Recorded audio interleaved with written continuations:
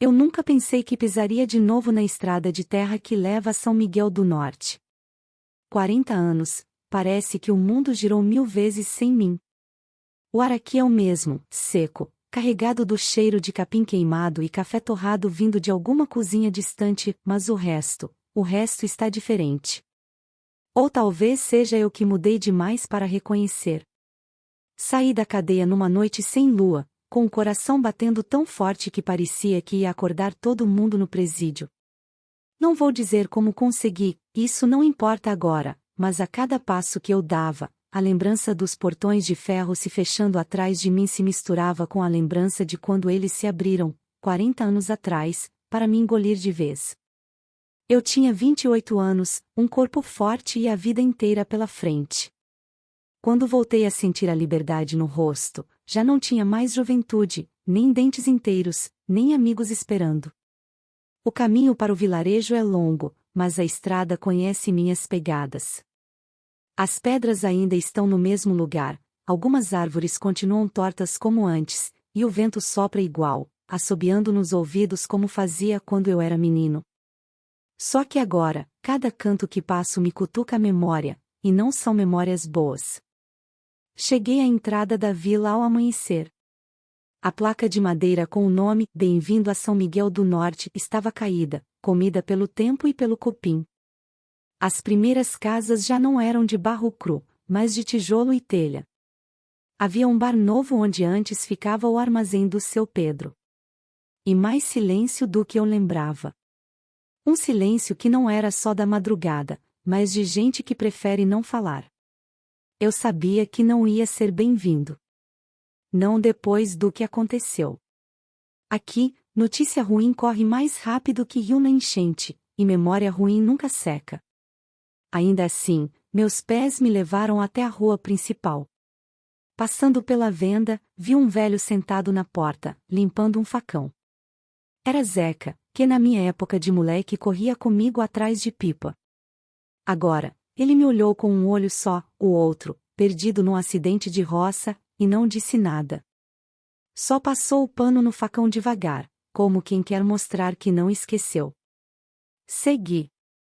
Cada rosto que cruzava, cada olhar que me media de cima a baixo, me lembrava que ali eu era um fantasma que tinha voltado do cemitério errado. Algumas portas se fechavam antes mesmo de eu chegar perto. Crianças eram puxadas para dentro de casa. Ninguém perguntou de onde eu vinha. Todo mundo sabia. Mas ninguém sabia a verdade. A primeira parada foi na casa onde cresci. Ou melhor, no que restou dela. A cerca estava caída, o mato engolindo o quintal.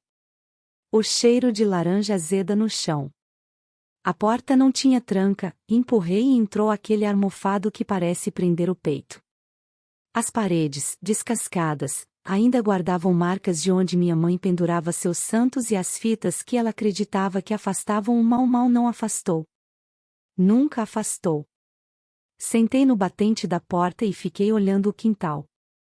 Lembrei de um dia, o último antes de tudo mudar. O sol estava igual ao de agora, quente demais, e meu pai estava na cozinha discutindo com um homem que eu não conhecia. Eu lembro de ter visto aquele homem só uma vez, mas foi o suficiente para que ele ficasse grudado na minha vida como uma sombra. Eles falavam baixo, mas o tom era áspero. Minha mãe evitava me olhar naquele dia. Acho que, no fundo, ela sabia que o destino da nossa família estava sendo decidido ali. Não vou contar tudo agora. Não sei se tenho coragem. Mas naquela manhã, algo foi trocado. Algo que não devia ser. E eu acabei pagando a conta sozinho. E paguei caro.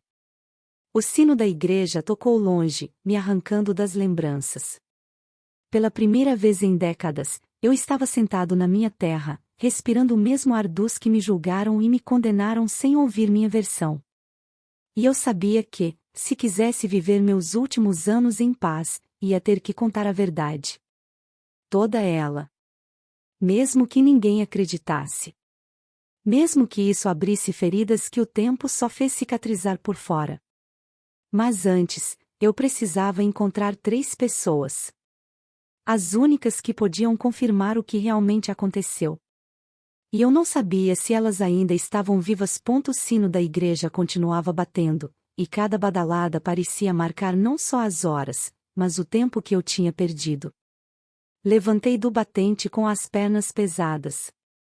Eu sabia que, se ficasse ali parado, as lembranças iam me engolir de novo. E se eu quisesse limpar meu nome, ou pelo menos morrer com a consciência menos pesada, precisava encontrar as 3 pessoas que, de um jeito ou de outro, estavam ligadas àquele dia maldito. O primeiro era seu Amaro, o antigo delegado. Um homem que, na minha juventude, era respeitado e temido em igual medida. Era dele a assinatura que selou minha sentença. Diziam que, depois de se aposentar, ele ficou recluso numa chácara, afastado da vila, cuidando de galinhas e esquecendo do mundo. Eu duvidava que ele tivesse esquecido de mim. O segundo era Padre Miguel, o homem que me viu pela última vez antes de eu ser levado. Não sei se ele me defendia ou se apenas fingia não ver o que acontecia. Mas lembro que, quando entrei no camburão, foi o único que me olhou nos olhos e ali havia algo, um aviso ou um pedido de silêncio. Não entendi na época. Talvez agora fizesse sentido. E a terceira, era Rosa. Rosa era só uma menina quando tudo aconteceu, mas estava lá, na hora errada, no lugar errado. Eu nunca soube se ela contou o que viu. Mas, se contou, ninguém usou isso para me ajudar. Alguns diziam que ela foi embora para Belo Horizonte e nunca mais voltou. Outros, que ela se casou com um fazendeiro e mora numa propriedade fechada, longe de todos. Para mim, Rosa era a única que podia dizer, com todas as letras, que eu não era o homem que pintaram. Comecei pelo mais próximo, o delegado aposentado. Peguei a estrada de terra que ia para o sul da vila, passando pelo antigo campo de futebol, agora coberto de mato alto. No caminho, vi 2 garotos me seguindo de longe, cochichando. A notícia da minha volta já devia ter chegado às bocas certas. Não me importei. Quem foge da língua do povo, morre de medo antes da hora. A chácara de seu Amaro estava como eu lembrava, só mais velha. O portão de madeira, caído de lado, rangia com o vento. Havia galinhas ciscando no terreiro e um cachorro de pelo ralo, que me olhou sem latir. Bati palmas e esperei. Quando ele apareceu na porta, tive a sensação de que o tempo tinha congelado. O mesmo olhar frio, o mesmo corpo ereto apesar da idade. Só os cabelos brancos e as mãos trêmulas denunciavam os anos passados. João Batista, ele disse meu nome devagar, como quem prova uma fruta que não sabe se está doce ou estragada. Achei que você tivesse morrido. Não morri, não, seu Amaro. Pelo visto, ele ajeitou o chapéu e não me convidou para entrar. O que veio fazer aqui? Procurar a verdade. Respondi. Aquela que o Senhor nunca quis ouvir. Ele respirou fundo e olhou para o terreiro, evitando meus olhos. Às vezes, é melhor deixar o que está enterrado continuar enterrado. Melhor para quem? Perguntei. O silêncio dele me disse mais do que qualquer resposta. Mas antes que eu pudesse insistir, um barulho vindo do fundo da casa interrompeu a conversa. Uma mulher surgiu, trazendo uma bandeja com café.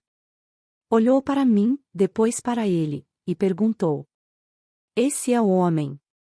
Ele fez um sinal com a cabeça, e ela entrou de volta, sem dizer mais nada. Entendi que dali não tiraria muito naquele momento. Me despedi, mas antes de sair ele falou: "Se for atrás do padre, cuidado. Nem tudo que ele fez foi de Deus." A frase ficou martelando na minha cabeça enquanto voltava pela estrada. O padre sempre foi visto como um homem de fé, mas na minha vida, fé não salvou ninguém.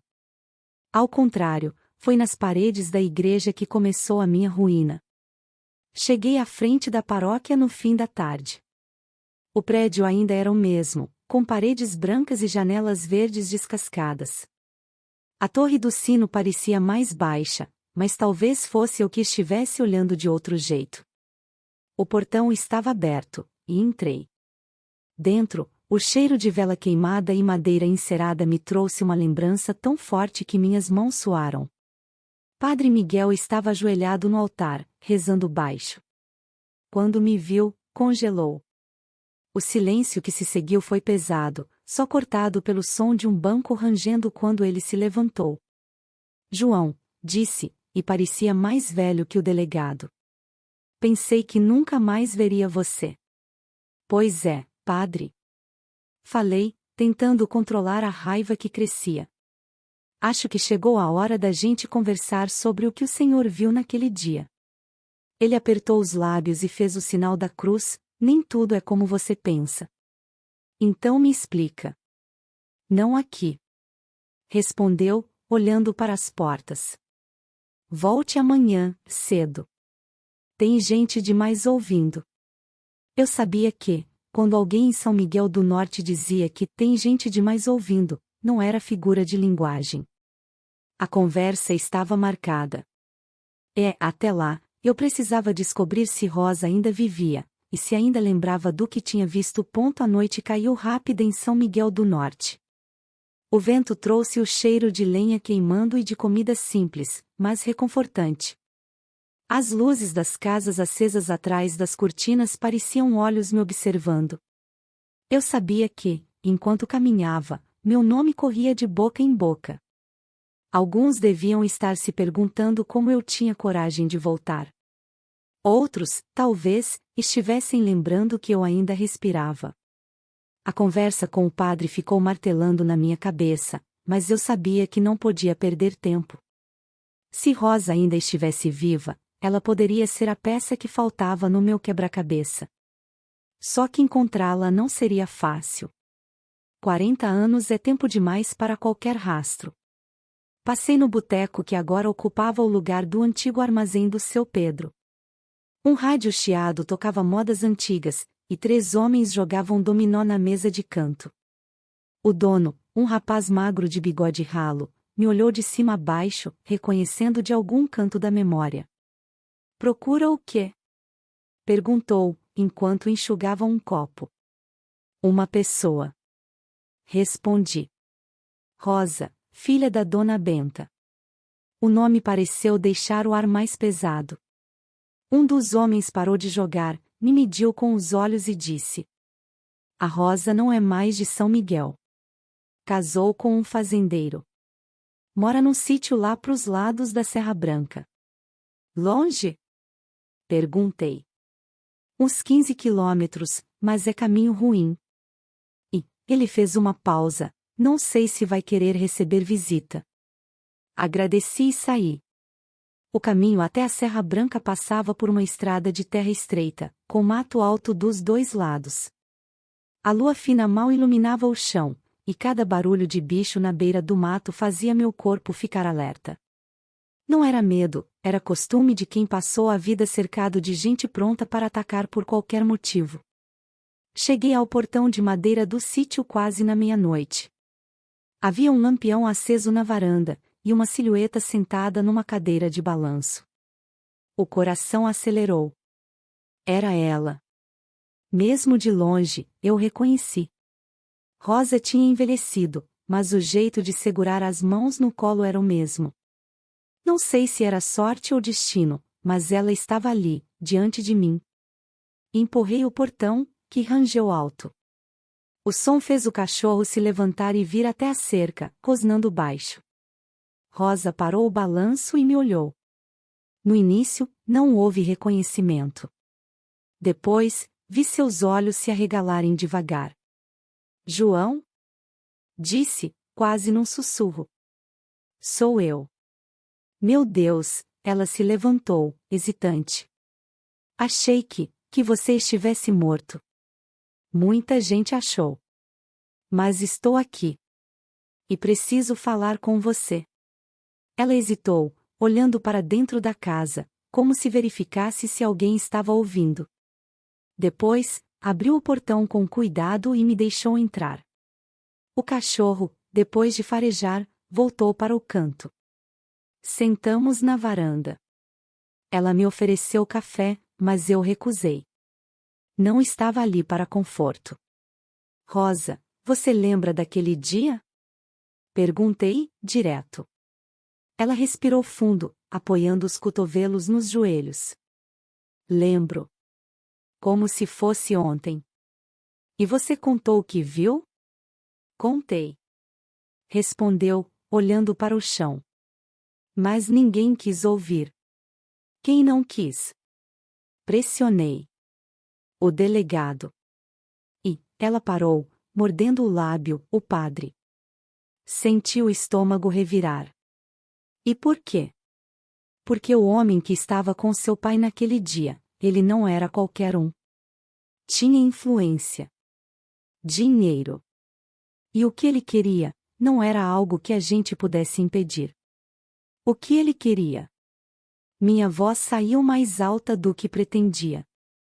Rosa me olhou nos olhos, e vi nela o mesmo medo de 40 anos atrás. Você. O silêncio que se seguiu parecia vivo. Eu ouvi o barulho de grilos, do vento passando pelo mato, mas dentro de mim havia só o eco daquela palavra. Ela continuou. Naquele dia, seu pai, ele fez um acordo. Em troca de coisas que nossa gente precisava. Comida. Dinheiro. Ele entregou você. Não para morrer. Mas para servir. O nó na garganta me fez levantar da cadeira. Andei pela varanda tentando respirar. Não era surpresa, não totalmente, mas ouvir de alguém que esteve lá me fez sentir como se estivesse de novo com 28 anos, ouvindo a sentença que me jogou na prisão. Por que você nunca me disse isso antes? Perguntei. Porque eu tinha medo. Disse, baixando a voz. E ainda tenho. Medo de quem? Ela olhou para a estrada escura e respondeu. De quem nunca deixou de ter olhos por aqui. A frase dela ficou na minha cabeça. E o pior era saber que, se esses olhos ainda existissem, minha volta não tinha passado despercebida. Quando me despedi, Rosa segurou meu braço com força. João, se for atrás da verdade, vá rápido.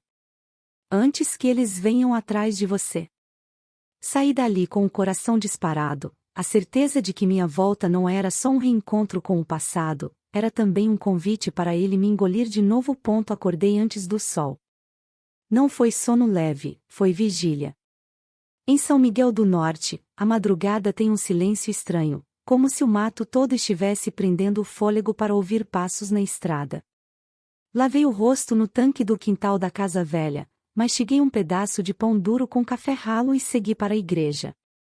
O chão ainda guardava sereno, e meus sapatos foram fazendo um rastro escuro pelo pó claro. Eu sentia, nas costas, aquele tipo de olhar que a gente não vê, mas aprende a reconhecer. O portão da paróquia estava entreaberto. Entrei sem bater. Dentro, o cheiro de cera queimada e madeira úmida. Padre Miguel já me esperava, sentado no primeiro banco, o rosário enroscado nos dedos.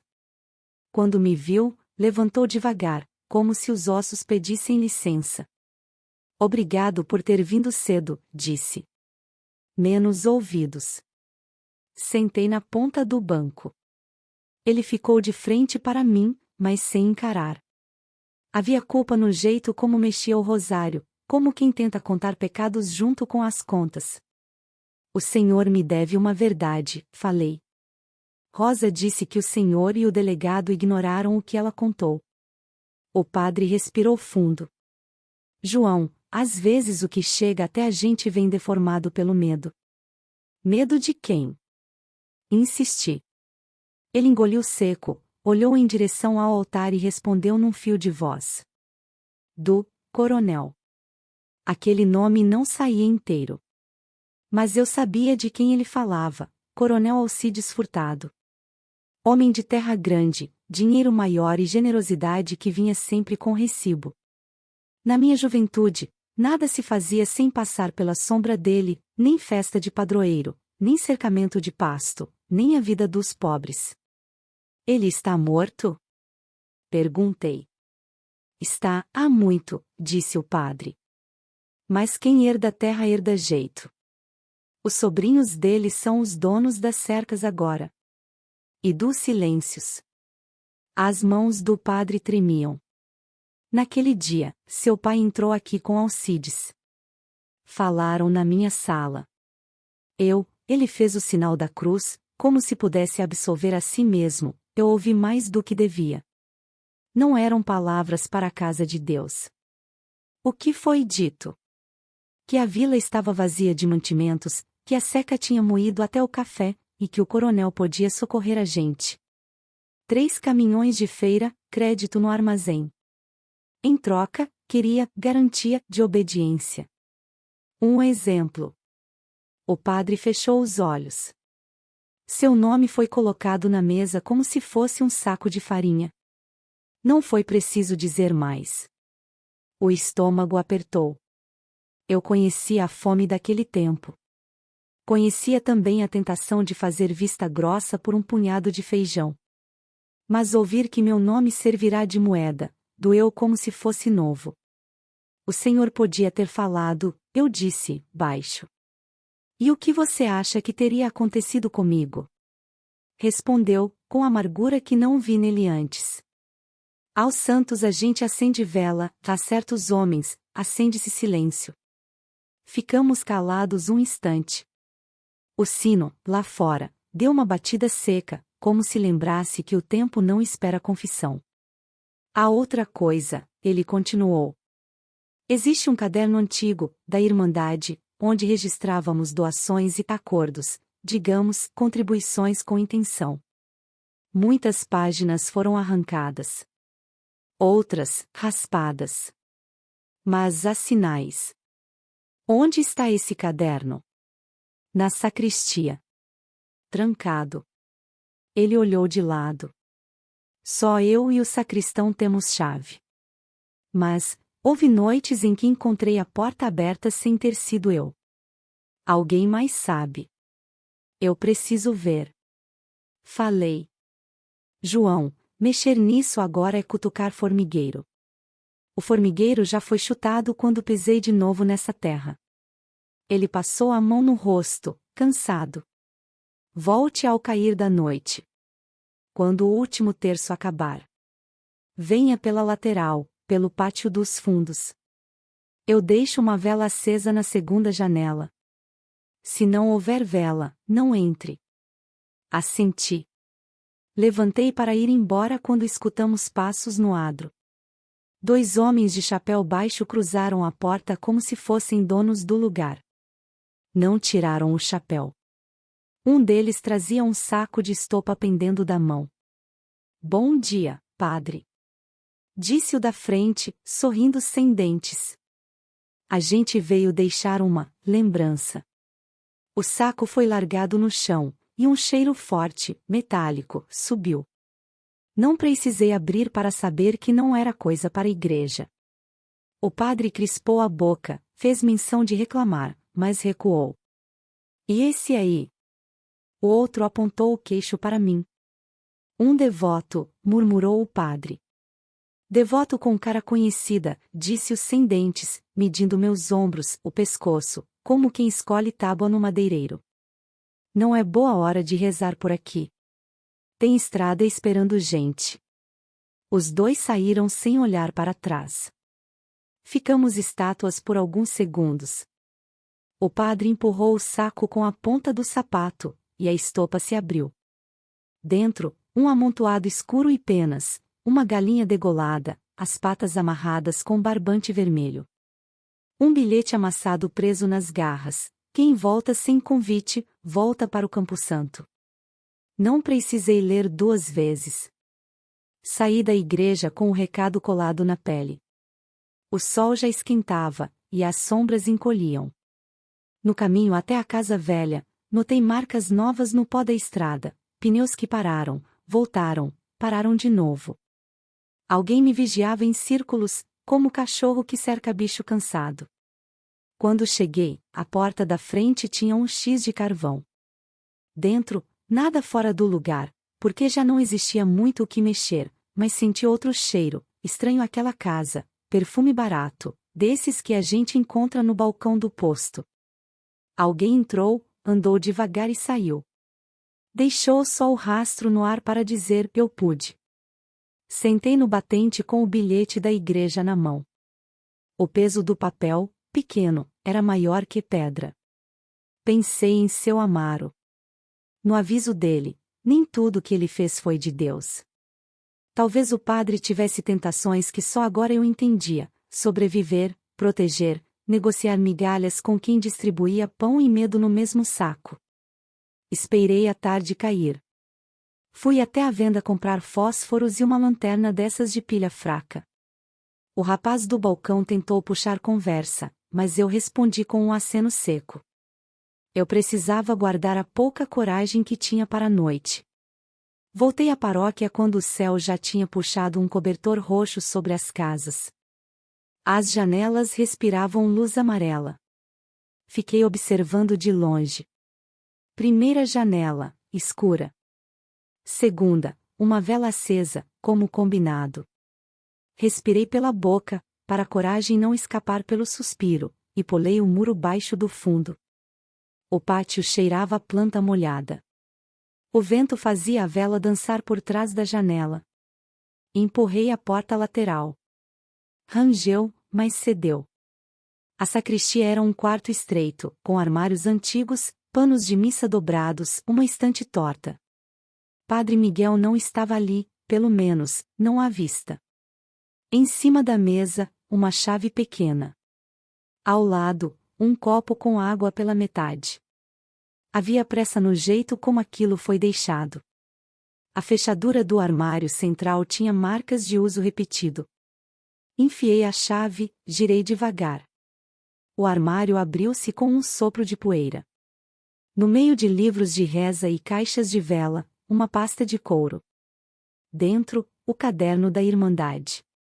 Capa dura, canto gasto, páginas amareladas que cheiravam a tempo. Sentei no chão e comecei a folhear. Entre anotações de festa de São Miguel e listas de quem doou farinha, surgiam, aqui e ali, linhas raspadas, números reescritos.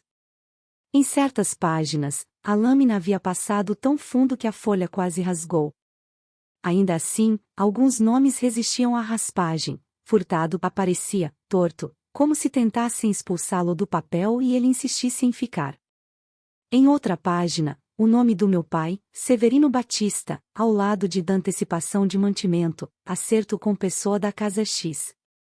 A letra do padre era diferente daquelas linhas mais fundas, de quem escreve mirando medo. Virei mais 3 páginas e encontrei um envelope fino, colado ao papel com cera. Rompi com cuidado. Saiu um recorte de jornal, doação do benfeitor Alcides Garante Safra, e uma nota curta, sem assinatura: se a vila quiser comer, aprenda a engolir. Meus dedos suaram. Ali não estava a prova inteira, mas havia o caminho dela. Fechei o caderno para guardar de volta quando ouvi passos no corredor. Lentos, seguros. O coração subiu para a garganta. Soprei a vela da mesa num reflexo, a sala mergulhou no quase escuro. A fresta da porta desenhou um retângulo pálido no chão. A maçaneta girou. Eu congelei, o caderno preso ao peito. Os passos entraram, pararam a menos de 2 metros de mim. Um cheiro conhecido encheu a sala, o mesmo perfume barato que senti na minha casa. O dono da sombra ficou imóvel, como quem fareja no escuro. Não é hora de leitura, devoto. A voz veio baixa, enrolada, com aquele sorrisinho que a gente escuta. Fecha o livro e vem. As costas soaram frio. Eu podia correr e fazer barulho o bastante para acordar o vilarejo inteiro. Ou ficar e engolir o medo seco, como a vila aprendeu. Apertei o caderno. Do lado de fora, um segundo par de passos se aproximou. Outra sombra tapou a fresta. Foi quando, lá do altar, um som agudo quebrou o ar, o estalo do sino pequeno, tocado uma única vez. Um aviso. ou um sinal.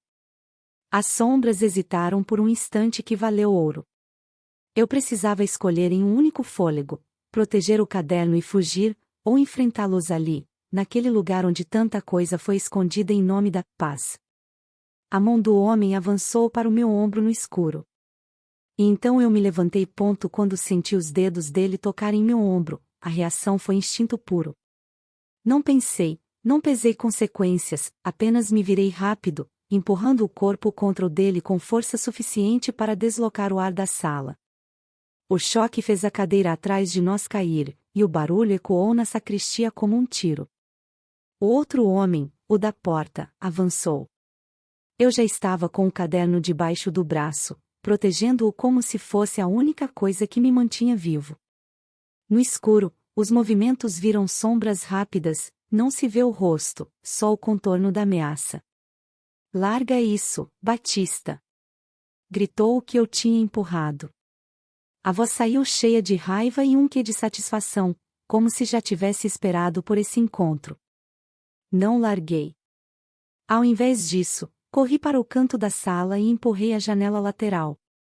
O vidro não abriu, estava emperrado por anos de descuido, e o tempo que perdi tentando foi suficiente para sentir o peso do segundo homem se aproximando. Foi aí que o sino pequeno soou de novo, mais rápido. 3 badaladas curtas.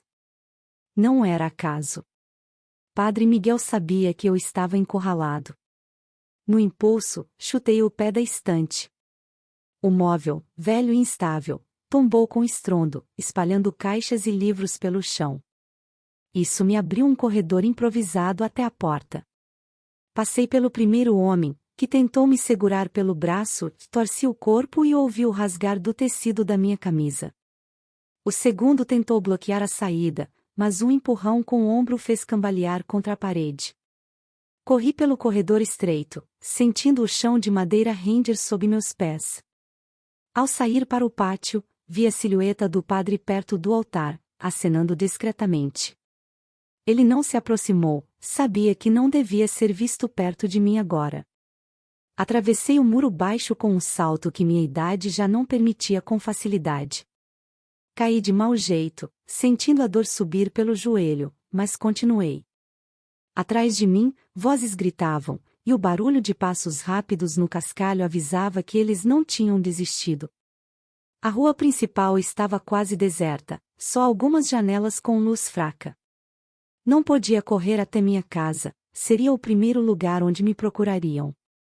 Então, cortei pelo beco atrás da venda. O cheiro de lixo velho e água parada quase me fez tossir, mas a sombra me protegia. Passei rente às paredes, ouvindo as botas deles se afastarem na direção errada por alguns segundos. Era pouco, mas suficiente para ganhar distância.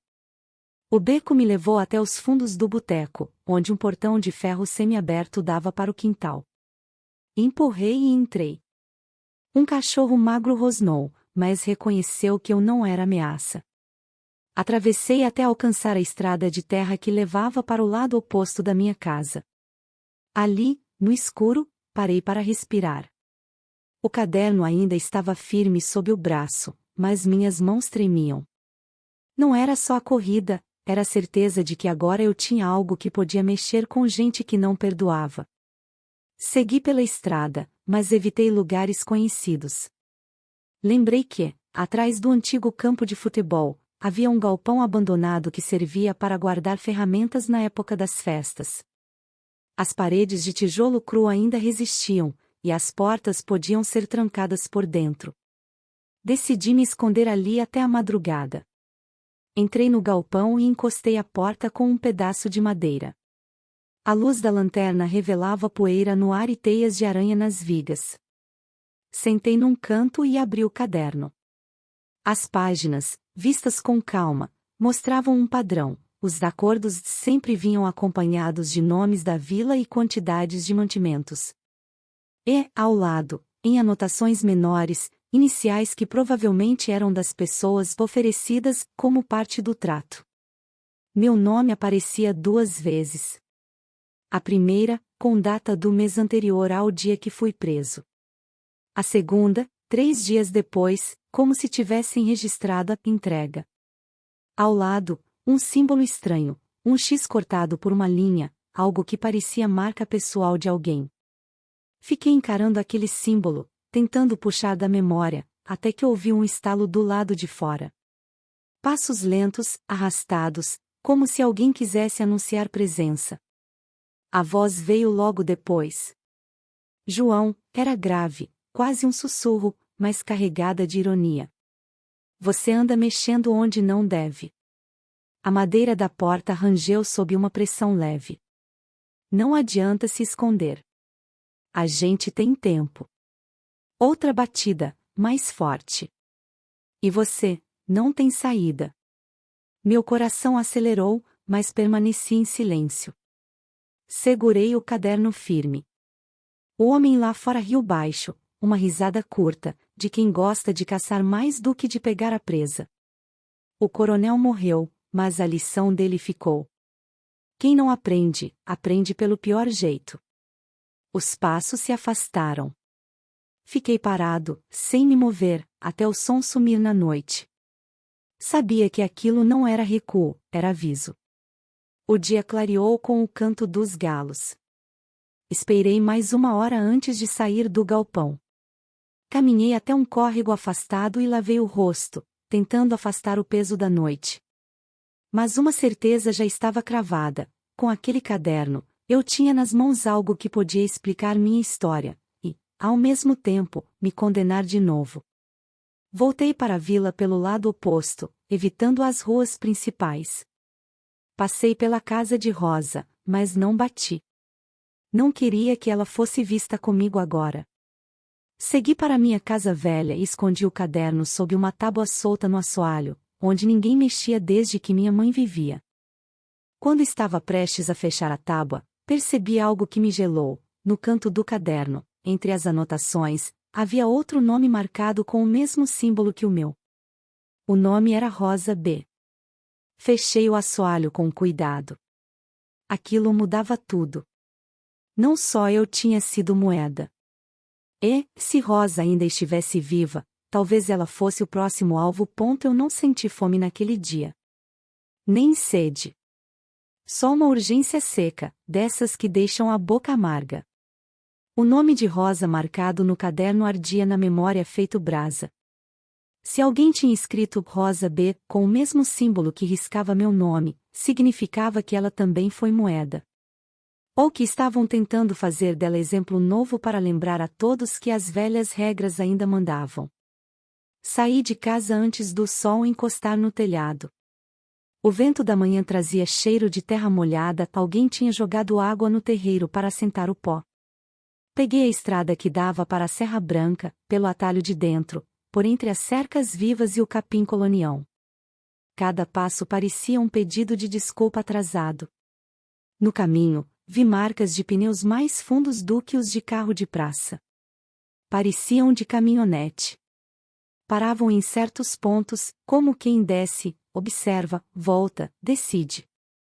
A lembrança do perfume barato que senti na minha casa e na sacristia voltou ao nariz sem esforço, junto do riso curto dos homens da igreja.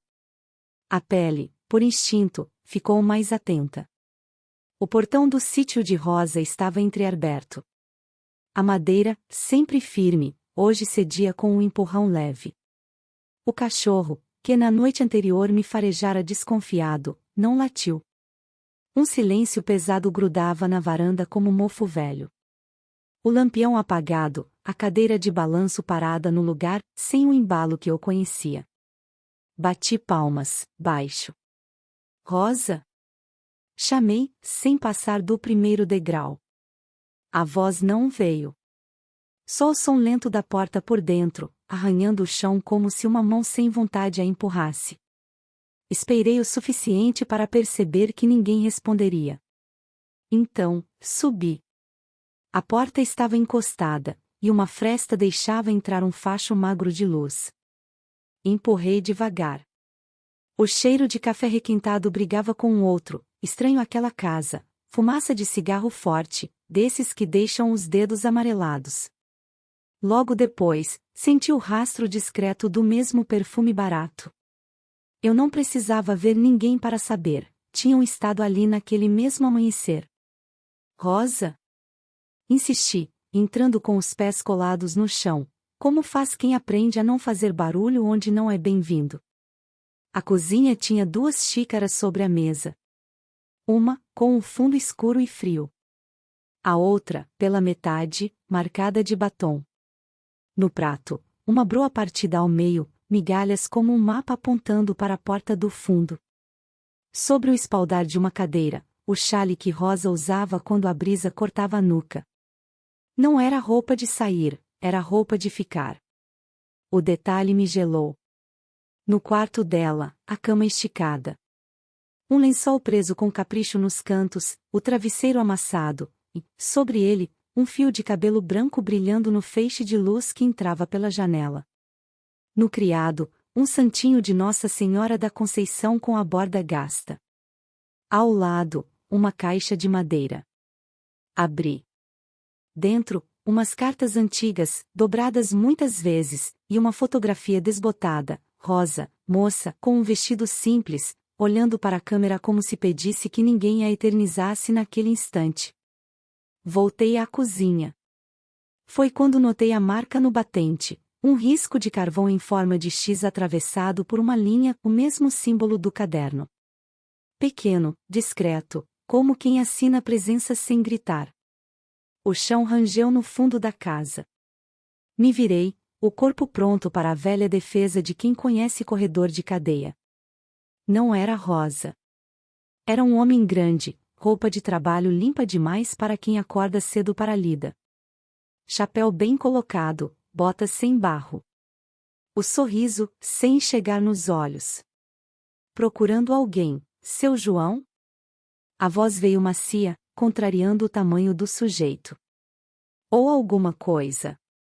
Fiquei entre ele e a saída, o que não era boa posição. Ele notou e riu de canto. A dona da casa saiu para resolver um assunto de família, continuou, ajeitando o chapéu sem tirar os olhos de mim. O senhor chegou um pouco atrasado. Quem é o senhor? Perguntei, mantendo a porta na periferia da visão. Eu? Só um homem de recado. Trabalho para os sobrinhos do coronel. A gente cuida do que é nosso e do que acharam que não é mais. Ele respirou fundo, como quem aprecia o aroma do próprio poder. Vim cedo tomar um cafezinho e lembrar que certas visitas precisam de hora marcada. Passei a língua nos lábios. A boca estava seca. E a Rosa? Forcei a pergunta. Tá bem. Ele falou rápido demais. A gente conversou de assuntos antigos. Coisa de arquivo e memória. Os dedos dele tamborilaram no batente, e um pó preto caiu no chão. Carvão. O senhor também gosta de mexer em papel, né? Ouvi dizer que tem uma caligrafia bonita escondida debaixo de tábua. O coração bateu no pescoço, mas o rosto ficou quieto. Não entendi. Entende, sim. Agora, os olhos sorriram. Seu João, o mundo anda. O que era, foi. O senhor já pagou a parte que lhe cabia, e quem decide saldo não é devoto. Ele deu um passo à frente, a sombra dele cobrindo minha bota. Deixe a Rosa fora desse assunto. É conselho de quem quer evitar aborrecimento. O senhor é velho e deve querer paz. Velho não é fraco. Falei baixo, para a frase não tremer. Eu sei. Ele inclinou a cabeça, quase cortês. Por isso mesmo é que estou sendo educado. E, sem virar o rosto, assobiou curto. Outro homem, que eu não tinha visto, surgiu no terreiro, junto do cachorro. O bicho rosnou, contido, como se tivesse prometido silêncio em troca de osso. O sujeito grande ajeitou a boca num sorriso. A dona vai passar uns dias com parente. Foi o que combinamos. Quando voltar, o senhor já vai ter entendido que caderno antigo é lembrança, não dádiva. Deixe ele onde está. Ou melhor, entregue a quem sabe guardar. Ele tirou do bolso um cartão surrado, sem nome, só um número e uma sigla, AF. Se o senhor for esperto, liga. A gente manda buscar. Discreto. Peguei o cartão sem olhar.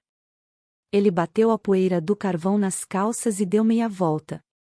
Na saída, parou um instante ao lado do risco no batente, passou o dedo sobre o X e soprou, espalhando um véu cinza no ar, como quem abençoa com cinza do próprio culto. Ah, disse, antes de cruzar a porta.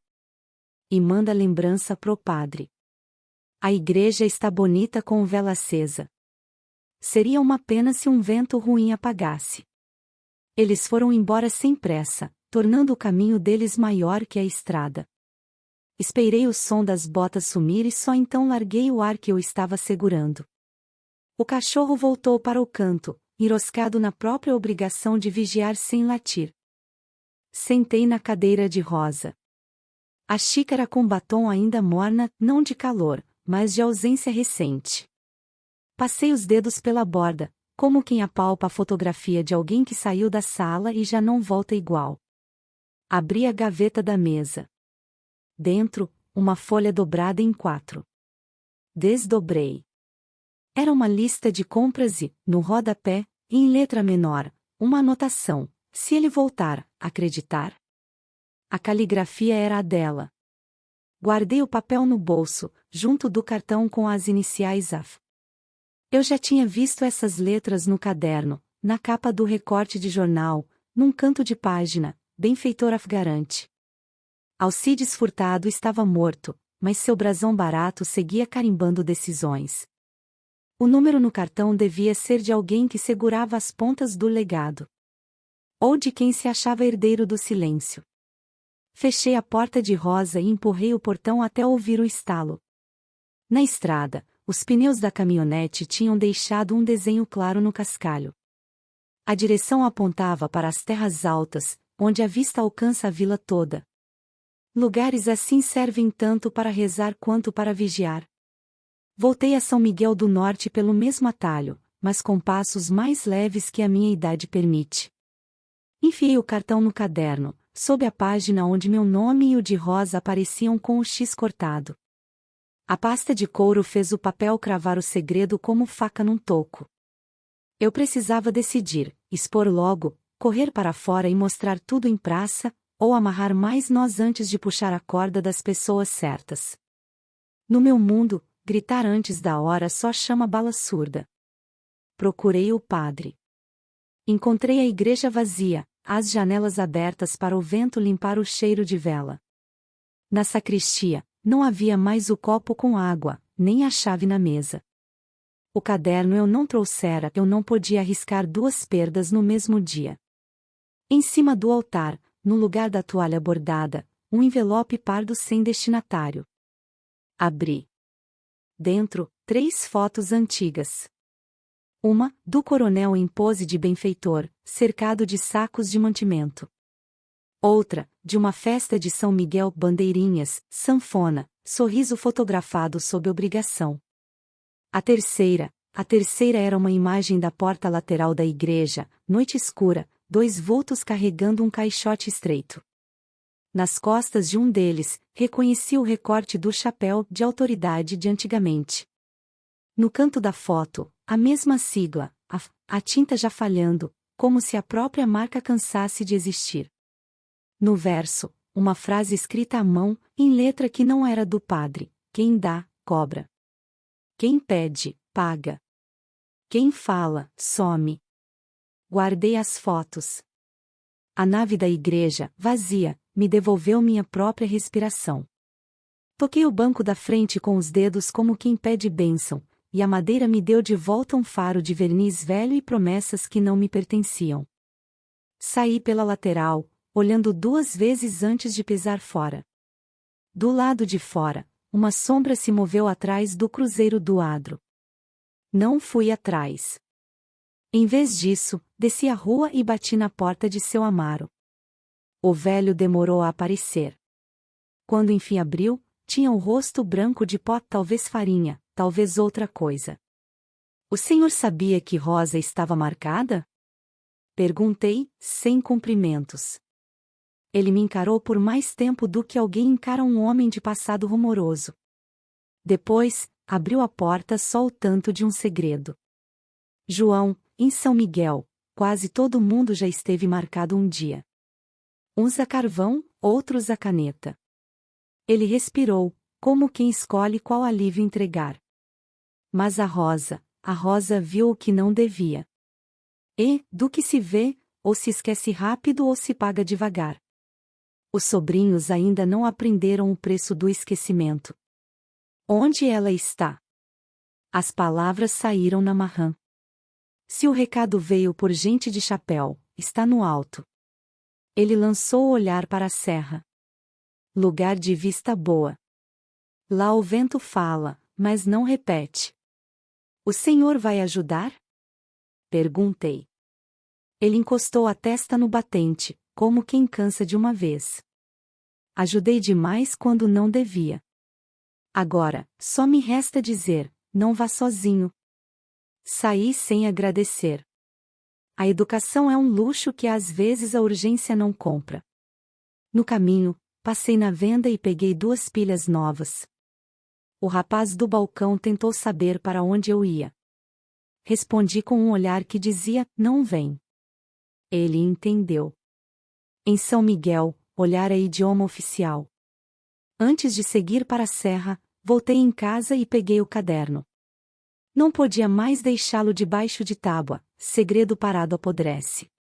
Enfiei num saco de pano e amarrei na cintura, sob a camisa. Prendi com uma tira de couro, como quem amarra a lembrança rebelde ao próprio corpo. Quando botei o pé na estrada alta, o sol já começava a se encostar. O cascalho, quente, estalava abaixo. Cada estalo parecia um aviso, volta. Eu não voltei. No primeiro mirante de pedra, achei uma fita vermelha amarrada num galho igual ao barbante dos pés da galinha deixada na igreja.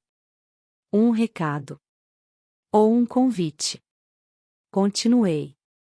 Ao longe, vi 3 urubus rodando devagar no céu, como se procurassem onde pousar. Não é bom sinal quando até os bichos de paciência parecem incertos. Quando alcancei a curva que dá vista para o vale, a sombra de uma capelinha velha cortou o fim da tarde. A porta estava aberta. Do lado de dentro, um lampião aceso, cobrindo as paredes com um amarelo impaciente. E, no banco da frente, um lenço de renda que eu reconheceria em qualquer lugar, o de Rosa. Dei 2 passos. O silêncio ali tinha corpo. E, antes que eu chamasse o nome dela, uma voz saiu do fundo, mansa como água parada. Chegou, seu João. A gente já estava esperando o ponto. O som da voz ecoou na capelinha como se viesse das paredes. Não era grito, não era ameaça direta, mas tinha a segurança de quem sabe que está no lugar certo e no tempo certo. O lampião no altar tremia leve, projetando sombras que se mexiam como se estivessem vivas. Dei mais um passo, o chão de tábuas finas gemeu sob o peso do meu corpo. Rosa? Chamei, sem soltar o saco de pano preso à cintura. A resposta não veio dela. A dona está bem. Disse a mesma voz, agora saindo de trás de um pilar lateral. E vai continuar assim, se o senhor souber ouvir. O homem apareceu, alto, corpo magro, roupas limpas demais para alguém que sobe até aqui por conta própria. O chapéu escondia parte do rosto, mas eu reconheci o desenho fino da boca, o mesmo sujeito que me seguiu de longe no dia em que voltei à vila. Atrás dele, encostada no banco, Rosa. Não estava amarrada, mas seus ombros caídos e o olhar fixo no chão diziam mais que corda. João, ela sussurrou, quase sem mover os lábios. Tá tudo certo, respondi, tentando manter a voz firme. O homem deu um passo para frente. Não é certo nem errado, seu João. É só como as coisas são. O senhor já foi um problema resolvido. Mas resolveu voltar, mexer em assunto morto. E quando a gente mexe no que está enterrado, ele fez um gesto lento com a mão, como quem afasta a terra, aparece coisa que fede. Não voltei para abrir ferida de ninguém. Só quero limpar meu nome. Falei. Nome limpo? Ele riu baixo. Aqui, nome limpo é o que não aparece na boca de ninguém. E o senhor já andou falando demais com as pessoas erradas. Ele olhou para Rosa de lado. A dona aqui, por exemplo, guardou lembrança que devia ter esquecido. A vida dela teria seguido sem peso. Agora, ele deu de ombros, talvez precise se lembrar do preço. Eu dei um passo à frente, e a mão dele foi rápido para dentro do paletó. Não vi arma, mas vi intenção. Não encosta nela. Falei. Ele parou, medindo se valia a pena provocar. Então vamos falar do que interessa. Disse, abaixando o braço. O senhor tem um objeto que não lhe pertence. O caderno. O coronel pode ter ido, mas as anotações, ainda são de valor. E não é pro senhor que servem. E se eu não entregar? Perguntei. Então o senhor vai continuar vivendo com essa sensação de que cada sombra é para você. Ele inclinou a cabeça, sorrindo de leve. E talvez seja mesmo. Olhei para Rosa. O rosto dela estava pálido, mas havia um brilho pequeno nos olhos. Não era medo puro, era algo como aviso. Não faça aqui. Ela disse, e pela primeira vez ergueu o queixo. Não nessa casa. O homem pareceu irritado com a intervenção, mas respirou fundo. Está bem. Vamos fazer o seguinte: amanhã, antes do sol nascer, o senhor vai até a curva do Cruzeiro Velho. Leva o caderno. Sozinho. Deixa no marco de pedra. Pega e vai embora sem olhar para trás. Ele sorriu. E todo mundo continua vivo. A frase ficou pendurada no ar. Ele fez sinal para Rosa se levantar. Ela obedeceu, mas ao passar por mim, deixou cair algo no chão, pequeno, quase imperceptível. O homem não percebeu. Saíram pela porta lateral, o lampião ainda aceso no altar. Esperei o som dos passos se perder. Fui até o que Rosa deixou cair, um pedaço de papel dobrado 2 vezes. No escuro, consegui ler com esforço. Eles não sabem tudo. Há outro lugar. Guardei no bolso. O recado não era só sobre o caderno, era sobre o que ele escondia. Desci a serra pela estrada oposta, evitando cruzar com eles. No meio do caminho, ouvi o ronco de motor pesado subindo pelo lado que eu descia. Me escondi atrás de um barranco, vendo passar uma caminhonete escura com 2 vultos na cabine. Não era difícil adivinhar para onde iam. Quando cheguei à vila, a noite já tinha engolido as casas. Passei pela venda fechada, pelo campo abandonado, até minha casa. Dentro, travei a porta com a tranca velha e acendi a lanterna. Tirei o caderno do saco e abri na página onde o nome de Rosa aparecia com o X riscado. Fiquei olhando para aquela marca, imaginando quantos mais estariam ali escondidos nas páginas rasuradas. Foi então que lembrei do bilhete de Rosa, a outro lugar. Talvez ela soubesse de um segundo registro, outro arquivo, algo que completasse as provas. Mas onde? As opções eram poucas, ou era na igreja, o que significava voltar e correr o risco de cair direto nas mãos deles, ou na própria casa dela. E, se o sujeito estivesse falando a verdade, Rosa passaria a noite na companhia deles, longe de casa. A oportunidade era agora. Saí com a lanterna no bolso e o caderno preso na cintura. O caminho até o sítio estava mais escuro que na noite anterior, as nuvens pesadas cobriam a lua.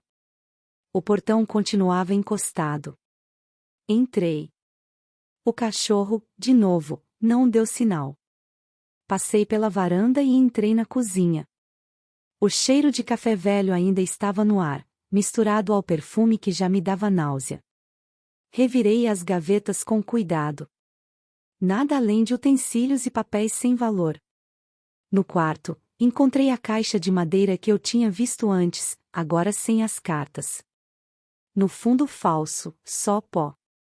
Quando estava prestes a sair, notei que o assoalho tinha uma tábua mais nova que as outras. Me ajoelhei e forcei com a ponta da faca. A madeira cedeu. Dentro, um embrulho pequeno, enrolado em pano. Abri. Eram 3 folhas amareladas, escritas à mão. Reconheci a caligrafia do padre. As datas coincidiam com as do caderno, mas as descrições eram mais detalhadas. Ali, o nome do coronel e dos sobrinhos aparecia por extenso, junto de quantidades de mantimentos e nomes de pessoas cedidas, não só eu e Rosa, mas mais 6. Alguns já mortos. Outros, talvez vivos. O embrulho também continha uma fotografia, um grupo na festa do padroeiro, incluindo meu pai e Alcides, apertando as mãos como quem sela negócio.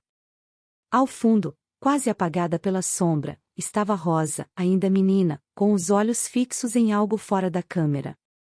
Guardei tudo no saco junto com o caderno. Saí pela porta dos fundos e voltei pela estrada secundária. Já perto da vila, senti o farol de um carro iluminar minhas costas. Me virei rápido, uma caminhonete preta, lenta, como quem não tem pressa de alcançar. Acelerei o passo. O motor aumentou o ronco. Foi aí que percebi, eles não estavam esperando o amanhecer para um encontro no Cruzeiro Velho. Já estavam caçando. Corri pela lateral do campo, a luz dos faróis me seguindo como se grudada no corpo. Entrei num corredor estreito entre 2 muros, o som do motor abafado, mas os passos rápidos logo atrás. Virei a esquina e bati de frente com uma sombra que me bloqueou o caminho. João, disse uma voz que eu conhecia bem demais. Você está se metendo mais fundo do que devia. E o rosto de quem falou se revelou na luz fraca. Seu Amaro me bloqueou o corredor como quem fecha a tampa de um baú antigo. A luz do farol vazava por cima do ombro dele e me deixava ver o pó acomodado nos vincos do rosto. Por um segundo, não era o delegado aposentado, era o retrato de um tempo inteiro que tinha me emparedado. Sai do meio, Amaro. Falei, sem erguer a voz. Se eu sair, você cai no colo deles. Respondeu, calmo. E se eu ficar, talvez você me escute 5 minutos. Eu não tinha minutos, mas também não tinha escolha. O motor da caminhonete diminuiu, ficou de tocaia na esquina, esperando meu erro. Você assinou minha sentença. Cuspi as palavras devagar, para não deixar tremer. Assinei. Ele encarou, sem desviar. E assinei mais coisa do que devia. Naquele tempo, João, homem que não assinava, não dormia. Ou dormia sem gente. Devolvi. Ele suspirou. Sem gente e sem nome. O silêncio do corredor nos envolveu como manta áspera. Ele tirou do bolso um chaveiro, aqueles de servidor público antigo com argolas e dentes amassados. A chave da sacristia que você usou, não é a única. Sempre tem outra. E mexeu as chaves como quem conta a culpa. O padre confiou em mim mais do que devia. E eu confiei menos do que precisava. Onde ele está? Perguntei. Quieto. A palavra veio na roupa de um lamento. Fizeram ele entender que o melhor sermão é o que não se prega.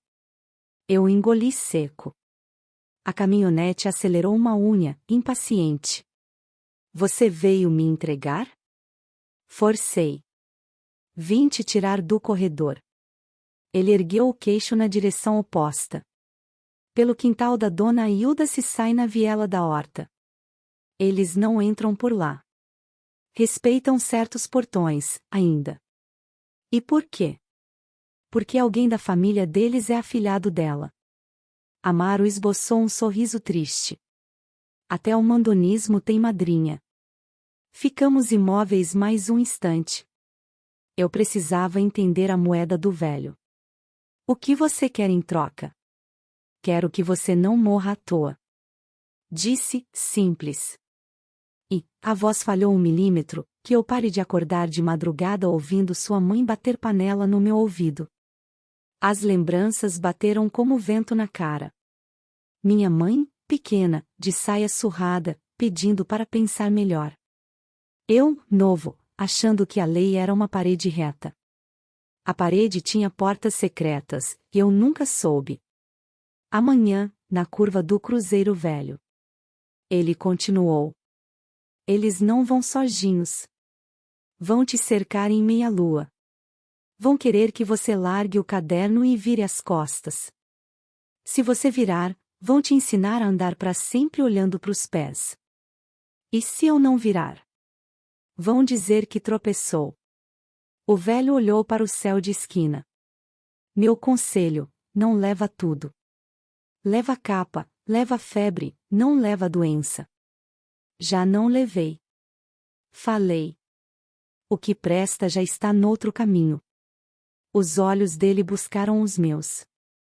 Não era blefe. Antes de subir a serra, eu tinha passado no ponto do ônibus que leva leite e cartas para a cidade grande. O motorista, conhecido de infância, aceitou um envelope pardo com cara de recibo de cartório. Dentro, cópias das páginas e das anotações achadas na casa de Rosa, a foto do benfeitor e o bilhete quem dá, cobra. O destinatário era de letras que pesam, Promotoria de Justiça de uma cidade com nome de santo e fórum antigo. Se não chegasse, alguém pelo menos ia abrir por curiosidade. Curiosidade, às vezes, faz o trabalho de coragem. Você é mais teimoso do que eu lembrava. Disse seu Amaro, com algo que roçava respeito. Então faz do meu jeito até o sol subir. Me encontra antes do cruzeiro. Eu abro o caminho da capineira. Eles não conhecem por dentro. Não nessa geração. E Rosa? Rosa volta quando o vento virar pro lado certo. Hoje, ela é aviso de que podem tudo. Amanhã, pode virar lembrança de que não podem tanto assim. Ele me empurrou leve pelo ombro, como quem empurra o próprio filho para a escola, tarde demais. Anda. A viela da horta da dona Hilda tinha cheiro de folha amassada e sabão de pedra. Passamos agachados por baixo do varal, ouvindo só a respiração e, ao longe, o riso curto de quem acredita que já venceu. Do outro lado, um terreiro sem cerca dava para o fundo do campo. Dali, a estrada de barro suavizava na direção das terras altas. Vá por aqui até o pé da cruz antiga. Disse Amaro, antes de sumir como veio. Se eu não estiver, não sobe. Se estiver, sobe só até onde eu disser. Por que você está fazendo isso? Perguntei, já de saída. Porque um homem precisa escolher com qual silêncio quer morrer. Ele virou, cansado. Eu escolhi um que me deixe dormir 2 noites antes do fim. Fui. A madrugada tinha osso de garça. O frio mordeu costelas que já conheciam mordida de concreto. Cheguei ao pé do Cruzeiro Velho quando o céu ainda era um pano de carvão riscado de cinza. Uma sombra se mexeu ao lado do marco de pedra. Era Amaro, com o casaco grosso e o chapéu na mão. O cabelo ralo brilhava de sereno. Coloca o pacote no marco. Disse, formal. E espera. A caminhonete veio 2 minutos depois, sem farol alto, como se não quisesse acordar o crime. Desceram 3. O primeiro, o mesmo sorriso de ontem. O segundo, usado de ginásio e pretensão. O terceiro, moço, de bota nova, sobrinhos que herdam até o jeito de cuspir. Seu João, cantarolou do sorriso. Cumpridor. Gosto de homem que cumpre. Eu também. Respondi. Só não gosto de homem que cobra 2 vezes pela mesma esmola. Ele fez de conta que não ouviu. Olhou o pacote de pano no marco. Pousou a mão, pesado. E vira as costas. Sem cena. Antes, falei, quero ver a dona. O moço de bota nova riu, um riso que não conhecia poeira. O mais velho ergueu o queixo na direção do alto da curva. Duas sombras estavam paradas perto da capelinha, uma delas, pequena, lenço na cabeça. Rosa. Inerme como oratório. Vendo sem ser vista. Tá viva. Disse o de sempre. Melhor assim. Vive mais quem fala menos. Seu Amaro pigarreou. Não era tosse, era senha. Vamos acabar com isso. Disse. O povo vai acordar. Não quero barulho de carreata de boato. Ah, o delegado aposentado, o homem do sorriso se curvou, teatro de respeito. Bom ter quem entende de ordem. Ordem é cada um ir pro seu canto. Devolveu Amaro, seco. O caderno fica com vocês, o homem desce inteiro, a mulher volta andando. E quem garante? Perguntei. A graça de São Miguel. Disse Amaro, sem piscar. E uma coisa que vocês não têm, nojo de escândalo fora de hora. O do sorriso sorriu mais. Pegou o pacote. Abriu. A capa dura, a lombada velha, o cheiro de tempo. As páginas por dentro, brancas. Só as primeiras, com títulos, e o resto, cópia muda, papel envelhecido à pressa com café. Ele entendeu. A mandíbula dele marcou o rosto. O senhor está brincando com o santo, seu João. Estou poupando o defunto de levantar. Respondi. O que vale já não está comigo. Nem na vila. Nem na serra. Já foi. O moço de bota nova deu 2 passos, mão indo para dentro do casaco. Amaro avançou meio corpo, firme, como não fazia há anos. Não. Disse. Aqui não. O silêncio que veio depois não foi vazio, foi cheio de escolhas. O homem mais velho olhou para a capelinha, olhou para o Marco, olhou para mim. O cálculo nos olhos dele era antigo: quanto custa o escândalo, quanto rende o medo. Se o que presta já foi, por que estamos aqui? Cuspiu, baixo. Porque você precisava olhar para mim sem parede no meio. Respondi. E porque eu precisava ver que vocês ainda só vencem onde ninguém olha. Ele dobrou o pacote, guardou sob o braço. O moço de bota nova rangeu os dentes, ansioso de prática. O mais velho ergueu a mão, segurando o impulso. Vai ter volta. Disse, simples. O senhor e a dona vão aprender que notícia velha também mata. Talvez. Falei. Ou talvez canse. Eles subiram, levando nada como se fosse tudo. As sombras junto da capelinha se mexeram, Rosa desceu devagar, sem que ninguém a empurrasse. Quando passou por mim, não disse palavra. Encostou a testa no meu ombro por um segundo. O cheiro de sabão de roupa me tirou 40 anos das costas. Depois, seguiu, leve como quem ainda podia escolher o passo. Amaro ficou. Amanhã começou a desenhar cores no céu, uma por uma, cinza, rosa pálido, amarelo tímido. Os galos lá embaixo decidiram cantar ao mesmo tempo. Eles voltam? Perguntei. Sempre voltam. Ele respondeu. Mas nem sempre encontram porta. O senhor, não consegui terminar. Eu?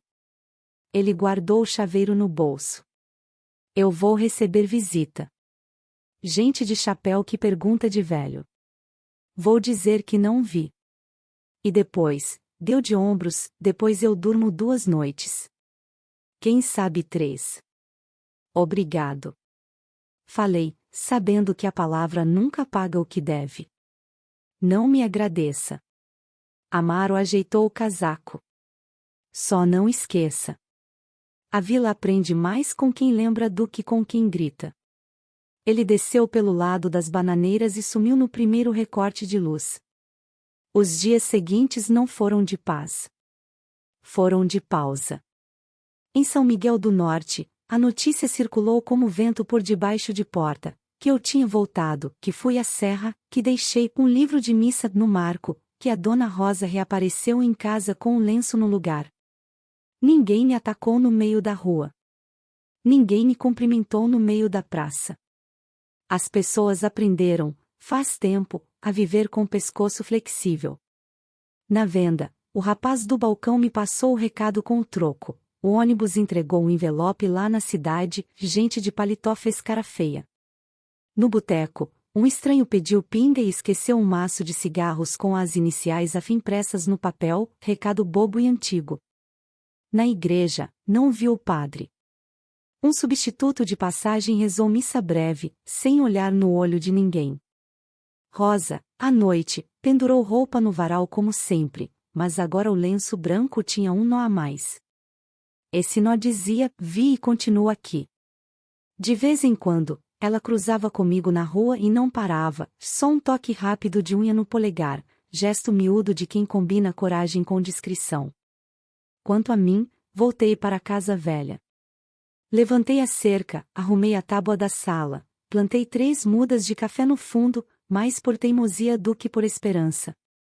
Embaixo da minha cama, um saco de pano guardava o que restou, as fotos, 2 cartas antigas, as cópias de uma cópia, não como arma, mas como memória. Uma tarde, bateram na minha porta. Eram 2 rapazes de paletó, não os da serra. Mostraram um documento, falaram baixo, perguntaram de envelope, de ônibus, de interesse público. Eu disse o que tinha de dizer, que o que importava já não cabia na minha mão. Eles foram embora prometendo procedimento. Em São Miguel, promessa assim é fumaça, a gente vê, mas não segura. Seu Amaro não apareceu mais. Ouvi dizer que viajou para visitar parente e que a idade pede sossego. Pode ser. Ou pode ser que escolheu, enfim, o silêncio que queria. Rezaram por ele um terço discreto, de manhã, sem badalo. O sino tocou uma vez só, curta, para não criar pergunta. Os sobrinhos do coronel sumiram da rua por um tempo. Depois, voltaram, como retorno de seca, primeiro poeira, depois passos. Agora, não deixam recado de carvão. Trocaram o símbolo por recibo de doação na festa da padroeira. A fila para o saco de mantimento continua grande. Mas, quando o nome deles aparece no microfone, meio mundo desvia o olhar. Desviar já é começo. Você me pergunta se valeu a pena voltar. Se fugir da cadeia para cair na prisão antiga da vila foi troca justa. Se o nome lavou. Se a vida ficou leve. Eu não tenho resposta que se escreva com letra bonita. O nome não se lava, ele seca ao sol, torto, e a gente aprende a usar assim. A vida não fica leve, ela reparte o peso em lugares onde dói menos. E voltar não muda passado, só bota a mão dele no ombro da gente e diz vamos. Mas, naquela manhã na serra, quando Rosa encostou a testa em mim e o dia começou, eu entendi o que eu vim buscar, não foi perdão, nem aplauso, nem justiça que entra em ata. Eu vim buscar o direito de existir com a verdade inteira, a verdade feia, quebrada, com página rasgada e letra raspada, e, mesmo assim, plantar 3 pés de café como quem acredita em água. Eu sobrevivi, mas não voltei a ser o homem de antes. E tudo bem. O que eu sou hoje cabe na minha voz sem gaguejo. Cabe no silêncio que escolhi. Cabe na lembrança que não me mata porque não é mais segredo dos outros. Se um dia eu for embora de novo, por vontade ou por destino, quero que digam só isso. Ele voltou, falou, e ficou de pé. O resto é poeira que o vento leva em memória que a vila, cedo ou tarde, aprende a chamar pelo nome.